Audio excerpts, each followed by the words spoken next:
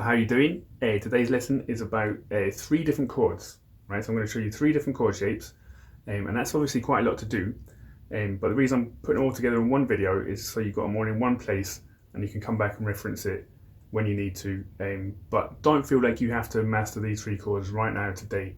In fact, you're going to spend quite a lot of time getting these 3 chords right. And if you just want to do one and then pause it and spend some time and then come back and do it at your own speed as always. But I've put them all together in one video. So here we go. I'm going to stop talking now. We're just going to get on with it. So the first chord is G major. This is what the chord box for it looks like. If you're a bit confused what chord boxes are, just remember it's a diagram of the guitar. So the lines going down the way is the strings, and the lines going across is the frets. So it's just a diagram of this part of the guitar. That's what it is. So I'll just talk you through it. I'll start from this string. So we're going to put your second finger on 3rd fret low E and your first finger on the 2nd fret A string. So you have that. And then you're going to put your 3rd finger on the 3rd fret on the B and your little finger on the 3rd fret on the high E. So you've got 4 fingers down, and it's going to sound like this.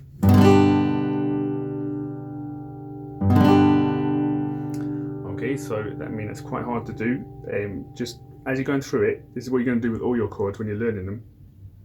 Just going to check that each note of the chord is sounding properly, and you're not getting any bits that are like that. So you've got to get right up on your fingertips for each finger, pushing at the back of the neck. A nice clean chord. Okay, so that's the chord of G. That's the shape that we're going to use for G. So let's recap that really quickly for you. 3rd fret low E, use your 2nd finger. 2nd fret A, use your 1st finger. 3rd fret on the B with your 3rd finger. And 3rd fret on the top E with your little finger. Okay, so just have a little go at that. Let's just try 4 nice down strums on the G. 2, 3, 4. And then do a little test. So take your fingers off just enough, just off the strings a little bit. Lay them open and then see if you can get them all back down as quickly as you can. Okay, and try and hover over where they're going to be so you can just move them all back down as one movement. You've got to try not to do one at a time. You may have to do one at a time for a little while, but try and get them down as one movement. Okay, so chords are going to really make you work on your fingertips and get nice good hand position. Alright, so there's G. Now our second chord is called C add 9. And it's a very complicated way of making an easy chord. Alright, so don't worry what the add 9 means. You don't need to know that yet. One day you'll learn that, but it's not really important right now. Okay, so C add 9 is very similar to a G shape. In fact, my little finger stays there on the top E. My 3rd finger stays on the 3rd fret on the B. So exactly like they were in a G. But now my 1st finger, instead of being 2nd fret A, is now 2nd fret D. And my 2nd finger, instead of being 3rd fret lower E, is now 3rd fret A. Okay, and for this chord, you're not going to play that bottom E string, that lower E. You're going to strum from the A string down.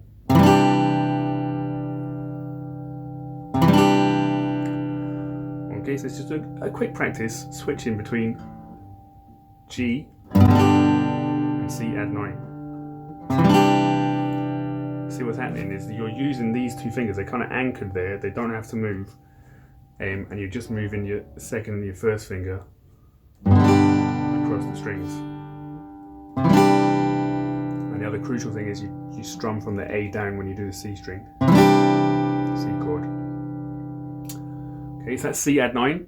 Let's recap that. So 3rd fret top E with your little finger, 3rd fret B with your ring finger, 2nd fret D with your 1st finger, and 3rd fret A with your 2nd finger. So now you've got 2 chords. You've got C add 9 and you've got G. Right? Last chord, here we go, we're going to do D. Now for D, We're just going to do it one at a time for you, okay? So you're going to use your second finger on the second fret on the top E. You're going to use your third finger on the third fret on the B, and your first finger is going to be second fret on the G. And you're just going to strum from the D string down for this chord.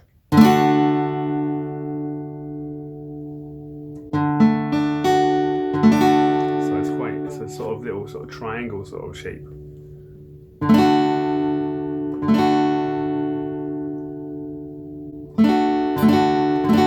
So just have a little test, make sure you're not getting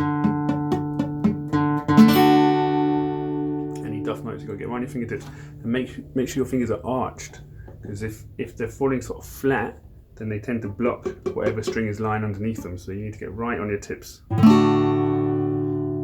Okay. Now, so let's go over that one more time, and then we'll go over all three of them. Okay. A lot to take in today, so don't worry if you don't remember all these right now. Just refer back to your chord boxes, and you'll get there. You'll get there, man. You're doing great. Right. So second fret on the top E, your second finger. And do try and stick to the fingers I'm suggesting. This will make life easier. So try and do that if you can. So second fret, top E string with your second finger, third fret B string with your third finger, and second fret G with your first finger. And you just strum from the D string down. Okay, so remember on your chord boxes, there'll be little X's above the strings that you don't play for that chord. So if there's no X's, you know you're playing all the strings. So look carefully. There's a lot of information in the chord box. Should we do them all? Let's do them all. So let's go back to our G.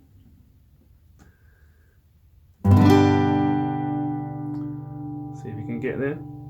And then we're going to C add 9. So remember, C add 9, this is a nice change, because these two fingers, they just stay put, and you're just moving your second and first fingers up. So they're almost doing exactly the same thing, but now just on the next strings along. Strumming from the A string down. Now watch this, when we change from C add 9 to D, that third finger can also stay put. So try and keep that finger down while you move the other fingers into position. So the second finger up there, first finger there on the G, and you're just playing from the D string down for that one. Okay, so that's 3 chords. That's the 3 ingredients that you're going to use to play a ton of really famous songs. Okay, so it is really worth learning these 3 chords. People will be impressed. Right, see you in the next lesson.